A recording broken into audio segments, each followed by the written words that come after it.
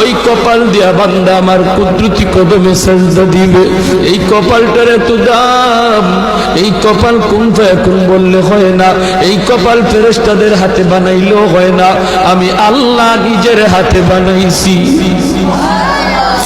আল্লাহ পাক কই আমি আল্লাহ দেখি জমিনে কেমন অন্যায় হয়, অত্যাচার কেমন জুলুম হয়, জমিনে কেমন অন্যায় হয়, অত্যাচার হয়, কেমন জুলুম হয়, কেমন গুনাহ হয়, আমি আল্লাহ দেখতেছি।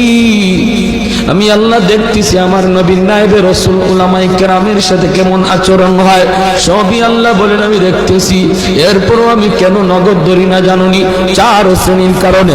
লাউলা মাশাইখুর রুফকা ওয়াল শাবাব খুশা ওয়াল আতফাল রুদ্দা ওয়াল আনআম রুত্তা। আল্লাহ বলেন এক নম্বর হলো ওই বৃদ্ধ মানুষগুলি, এখনো জমিনে এমন কিছু সাদা দাড়ি সাদা চুল আমার কিছু বৃদ্ধ বান্দা বান্দি আছে রে, কোমর বাঁকা হইতে পারে না, করতে পারে না, কষ্ট হয়, হাঁটুতে ব্যথা, কোমরে ব্যথা, এরপরেও আমি আল্লাহর কুদরতি কদমে সাজদা দেয়, কষ্ট হয়, এরপরেও আমার কদমে সাজদা দেয়।